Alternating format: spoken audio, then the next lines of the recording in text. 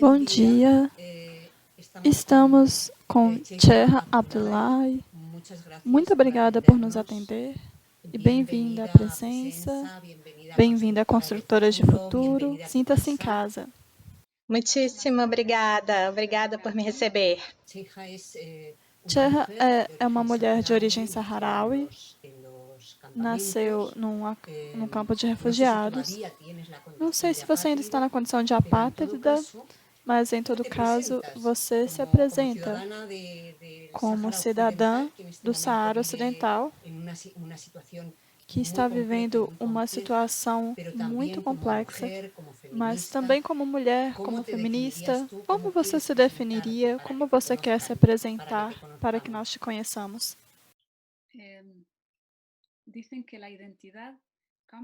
Dizem que a identidade muda, ou os níveis de como você se descreve, isso muda, dependendo de como você se sente, com o que mais se parece à sua identidade. Eu vou me explicar. Eu agora mesmo sou Cheha, uma mulher do Saara Ocidental, nascida na África, nos campos de refugiados saharaui, e eu me considero agora mesmo, diante do sistema, eu sou uma pessoa apátrida. E com isso eu levo tudo junto, de refugiada até cidadã apátrida. Eu fui doutoranda de feminismos em estudos feministas e de gênero, estudei direitos humanos e escolhi nos meus estudos tudo aquilo que possa me ajudar a lutar de uma forma, digamos, mais preparada, ou quero estar mais preparada para lutar pelo meu povo e pelos direitos das pessoas do meu povo. E também pelo caminho, claro, sendo feminista, eu também defendo os direitos das mulheres do meu povo e das mulheres de todo o mundo. Infelizmente, a situação que o povo Haral está vivendo já faz mais de 40 anos é desconhecida para a maior parte das pessoas do mundo. Você poderia contar um pouquinho como que você está nessa situação e como que é a situação do seu povo? Sim, o Saara Ocidental é o exemplo claro da não intenção política de resolver um conflito, ou a clara intenção da comunidade internacional ou dos estados que controlam de não querer resolver esse conflito. No Saara Ocidental, nós estamos nos arrastando desde a Conferência de Berlim, quando os europeus dividiram a África. A Espanha ficou, entre outros lugares, com o Saara Ocidental. Foi uma colônia espanhola abandonada, considerada por eles como um deserto completo, mas nos anos 50 descobriram o fosfato e foi aí quando realmente se converteu na província número 53 da Espanha. E por isso, saharaui nascidos desde essa época se consideravam cidadãos espanhóis. A Espanha, forçada pelas Nações Unidas e pelo chamado de vários estados nesse momento, entre os quais também nossos vizinhos, o Marrocos, que também incitava a que as Nações Unidas deviam assegurar o direito ao povo, do povo saharaui à autodeterminação. Então, a Espanha, pela criação da Frente Polisária, que foi criada quando a Espanha ainda ocupava o território.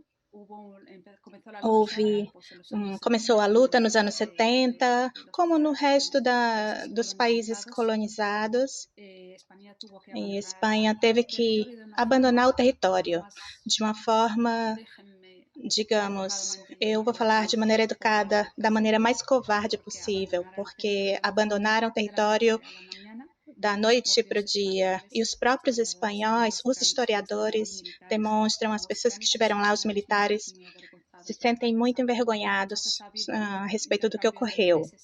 Então, houve uma troca de interesses entre os estados espanhol, marroquino e da Mauritânia, através dos acordos de Madrid, acordos tripartite. Eu não sei, na verdade, como as pessoas têm que buscar esse registro, porque talvez não esteja no boletim oficial do Estado, é possível que não o encontre. Isso também é uma vergonha para o Estado espanhol. E bem, Espanha ficou com uma parte, Marrocos ficou com o norte, Mauritânia ficou com o sul. Então, Frente Polisário, ou o que era o representante do povo saharaui, se encontrou com duas frentes, ou seja, em vez de ter um final paralelo ao que estava ocorrendo, né, nas colônias e poder determinar que realmente o que queriam fazer do seu destino, eles de repente encontraram um abandono e dois monstros mais, cada um querendo arrasar com o que encontravam. E, bom, resumindo a história, a Mauritânia se retirou, reconhece a República Saharaui, mais de 80 países reconhecem a República Democrática, que é um membro completo, um membro pleno da União Africana, e Marrocos, então, cria dos muros mais longos do mundo, que nós chamamos de Muro da Vergonha. É menor apenas do que a muralha da China. A diferença é que tem entre 5 e 7 milhões de minas anti-pessoas e anti-animais que o Marrocos criou junto com a ajuda do Estado da Liberté e Fraternité, que se chama França. Bem, esse Estado que tanto se proclama como o Estado da Liberdade, na verdade, por trás de vocês, mas diante dos nossos olhos, eles vão por esse caminho fazendo buraquinhos no nosso território para plantar, em vez de árvores, como gostariam de fazer na França, eles plantam bombas e minas para proteger seus próprios interesses econômicos. A guerra continuou. Em 91, a ONU pressionou o Frente Polisário, o povo saharaui, a assinar um acordo de alto fogo. Nós confiamos na comunidade internacional, assinamos, pensando que em fevereiro de 92 ia ocorrer um referendo que nunca foi realizado e até hoje nós estamos esperando. Já foram 40 anos, bem, 30 anos nesse caso de espera. Então, o povo saharaui vive dividido entre os territórios ocupados por Marrocos, fechados entre o mar e o Muro da Vergonha, os saharauis que também foram ao exílio, outros na guerra, outros a campos de refugiados, onde eu nasci, e também há o saharaui que agora estamos na diáspora.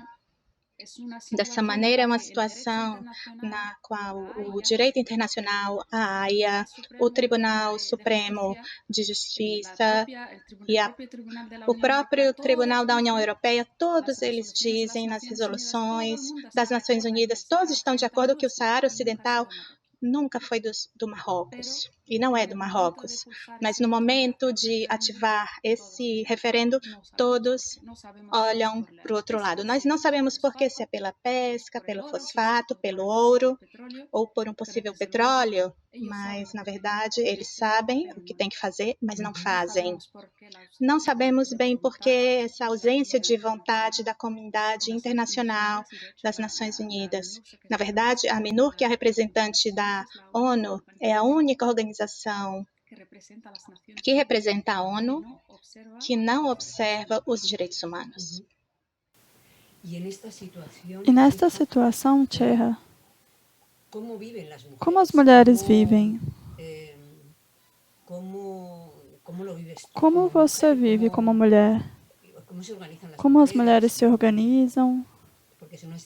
Porque é uma situação especial, muito especial. A mulher saharaui é uma fera. É uma fera, mas pode que no início tenha sido por suas próprias condições, mas agora é uma fera por escolha própria. Ou seja, nós crescemos em uma situação na qual víamos nossas mães que nos tinham agarradas com um pano aí atrás delas o dia inteiro enquanto trabalhavam com tijolos, construíam tijolos para construir nossas casas, nas casas que nós mesmos nascemos e aí crescemos. Então, você abre os olhos, se vê em uma situação muito difícil e vê essas mulheres que, sinceramente, eu não sei até hoje de onde essas mulheres tiram força. Sinceramente, são mulheres que, enquanto os homens estavam lutando, elas construíram essa sociedade e a construíram de uma maneira que se distingue, ainda que seja árabe, muçulmana e africana, mas ainda assim há um destaque. Eu não falo em nome de todos, eu falo da minha própria experiência. Então, você chega a um nível de respeito à sua própria identidade, mas também chega a ponto de que se questiona as coisas. Assim, você vê essas mulheres, especialmente as que estão nos territórios ocupados, elas saem para lutar. Elas dizem que o único que eu tenho é meu corpo e saio com o mais valioso que eu tenho, que é meu corpo. Se me matam, me estupram ou me torturam, o que seja. E isso é o que faz a mulher saharaui, em dar-se, doar-se, dar o que tem de mais valioso para conseguir algo que o mais essencial que alguém pode exigir na vida, e não somente pedir, mas exigir, que é o direito à liberdade. Nós somos uma sociedade diferente das outras sociedades árabes. Falta muito para melhorar, mas falemos das coisas positivas. A coragem, uma mulher saharaui não aceita muitas atividades da sociedade patriarcal que existe. A sociedade patriarcal está aí e nós vemos que falta muito para mudar, mas a mulher saharaui, como lutadora diante da ocupação marroquina, está armando a mesma mulher, ou essa parte feminista dela que a faz lutar contra o sistema patriarcal. Então, essa mulher saharaui é um exemplo de luta, de coragem e é um exemplo de resistência e resiliência, ou seja, você não pensa em si mesma como um indivíduo, você pensa em você como um grupo. O que eu posso fazer para que o meu entorno saiba da situação do povo saharaui? Que saibam, pelo menos do meu ponto de vista, o que está ocorrendo. As pessoas vão julgar. Se tem um bom senso, vão ser pró-saharaui e vão apelar pelo cumprimento do direito internacional. E, obviamente, que é realizar um referendo ou conseguir a independência do Saara Ocidental. Assim, eu me sinto muito orgulhosa de ser uma mulher saharaui. Normalmente, eu não gosto de dizer que me sinto orgulhosa de coisas que não escolhi, mas sim, eu me sinto orgulhosa de ser uma mulher saharaui. Porque essa é a minha identidade. É a minha identidade, eu não posso esquecer isso.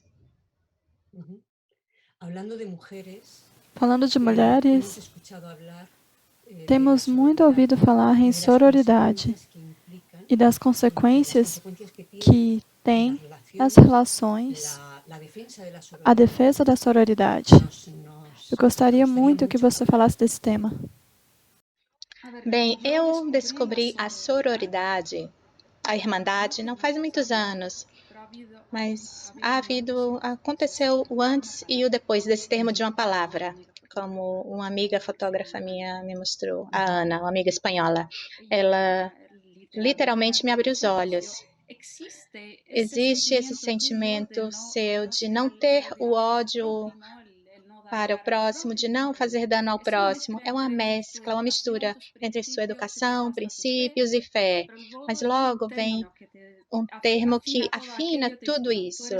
Então, é que você é uma pessoa capaz de exercer muito mais a favor das mulheres que realmente te necessitam. Então, para mim, a sororidade é proteger-nos mutuamente, é nos defender, é ser claras e honestas com a gente mesmo. E entre nós também, bom, os homens já se protegem, já se protegem faz muito tempo. Inclusive, criaram um sistema que, inclusive, as mulheres nos custa ainda enfrentar esse sistema, que é despedaçar o sistema patriarcal, digamos.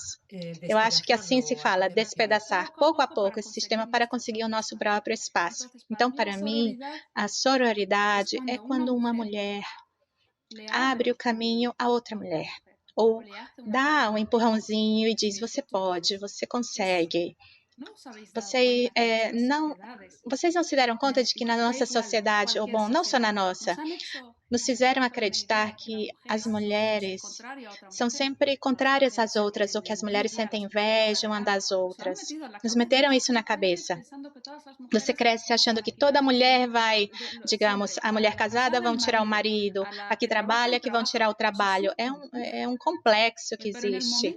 Mas no momento em que uma mulher abre os olhos para a sororidade, ela tira um peso de cima das costas e vê a vida e se sente muito orgulhosa quando vai abrindo caminho a outras mulheres na sua vida.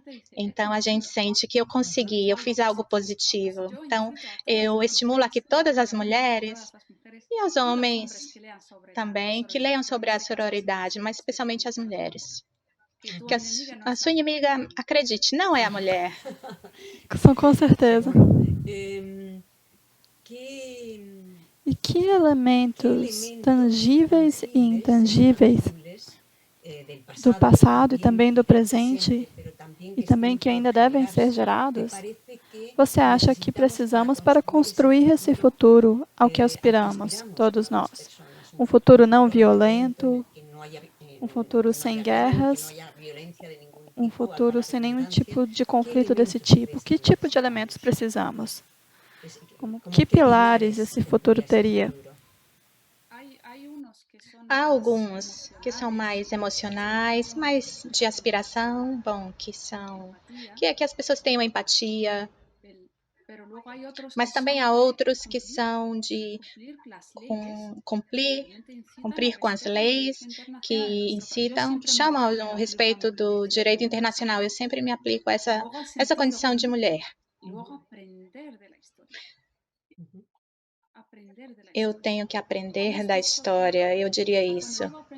Quando eu digo aprender da história, os opressores e os ditadores, os sistemas patriarcais, eles acham que vão conservar sempre o oprimido silenciado. Mas a história mostrou que, com o tempo, como uma poesia inglesa que diz que o que restou do ditador era um monumento quebrado, mergulhado no deserto até a metade. É uma questão de aprender da história, utilizar o bom senso, mas aplicar tudo isso usando as leis, porque as leis estão aí. Se elas fossem respeitadas, o povo saharaui, agora mesmo, ou eu não estaria na diáspora, meus irmãos, minhas irmãs não estariam mais nessas condições. Bem, não aqui, esse é meu território, mas eu gostaria de estar no meu território, nos acampamentos de refugiados saharauis. Se as leis fossem cumpridas, os homens saberiam que deveriam cobrar o mesmo que as mulheres. Porém, eu acredito que poderíamos fazer para o futuro e dar mais espaço para as mulheres na tomada de decisões, nas empresas, principalmente na política, e dar-lhes a oportunidade. Vimos situações em que as mulheres tiveram a oportunidade de estar no comando e vimos como controlam as situações, inclusive a do Covid. Eu gostaria de acreditar que em um mundo em que houvesse mais líderes ou lideranças, eu não sei bem o nome, eu acho que eu acabo de inventar o nome. Em um mundo que houvesse mais mulheres líderes, eu gostaria de acreditar que esse mundo teria menos guerras. Mas também tem que se questionar o G20, né? Também, claro que sim. Há uma outra forma, bem como se chama o termo que aplicavam os estadunidenses brancos para separar-lhes dos negros. O termo o era outro apartheid. nome. Separar-lhes, que não queriam os mesmos colégios. Guetos? O G20 ou esse tipo de sistema de separar os ricos dos pobres realmente não faz nenhum favor ao sistema. Porém, eu acredito que enquanto se conscientiza mais a população através, por exemplo, da sua plataforma, os povos se sentem mais unidos. Nós aqui não estamos vendendo palavras. Eu estou dizendo que quando você ou eu abrimos os olhos para um conflito que não conhecíamos antes, eu vou ser mais ativa, nem que seja de maneira emocional, mandando boas energias. Se eu sei que esse país ou esse estado oprime outro, eu automaticamente deixo de comprar produtos, por exemplo, de tal estado ou de tal empresa, porque sei que violam os direitos de uma comunidade. Então, a consciência realmente é o que vale agora mesmo. Em um mundo tão supostamente mais global e mais comunicado, as pessoas estão mais dispersas em outros temas e esquecem do essencial. É por isso que eu valorizo muito esse meio. Eu valorizo porque eu sei que as pessoas que estão aqui entrando nessa plataforma estão interessadas em pelo menos ter um impacto positivo na vida. Eu vejo sempre tudo com um ponto de vista positivo, digamos. Eu me recuso a ser pessimista. E isso que nós estamos em uma situação de guerra no Saara Ocidental. Inclusive, ontem houve morte lá no Saara Ocidental. Mas eu penso que esse é o preço da liberdade. Há um refrão árabe que diz que o que foi retirado de você com força, só com força você pode recuperar. E aí está o termo da força. De todas as formas, nós temos que tentar, mas quando você vê que os meios de comunicação te silenciam, os políticos te silenciam, os estados te silenciam, você não sabe. E aí é quando realmente faz com que a paciência se acabe. Em 29 anos, os saharauis estão esperando pela autodeterminação. Esse referendo, nós esperamos por ele 29 anos. Aos negros dos Estados Unidos diziam esperem, esperem. A Martin Luther King também diziam espere, não peça, por favor, você já tem suficiente. Mas nunca é suficiente ter os direitos. Não sei se você gostaria de fazer um último comentário que dê esperança, como é o seu estilo, como você defende. Bem, eu diria que se você não quer ajudar ao povo saharaui, pelo menos não seja um obstáculo no caminho. E se você quer ajudar ao povo saharaui, faça através da política, através das atividades, através das suas organizações. Nós temos o direito, junto com a gente, todo o direito internacional nos respalda. Mas estamos lutando agora mesmo contra o esquecimento. Há uma guerra agora mesmo ocorrendo no Saara Ocidental e Marrocos e os estados que o apoiam não estão falando disso. Há um interesse por trás disso, de falar dessa guerra. Então, nós vamos seguir lutando, vamos estar juntos. E eu acredito que com empatia e com bom senso, nós vamos acabar conseguindo os nossos direitos. E o último que eu vou dizer, nenhum direito em toda a Constituição, declarações dos direitos humanos, nenhum direito foi dado de presente. Todos os direitos custaram uma luta.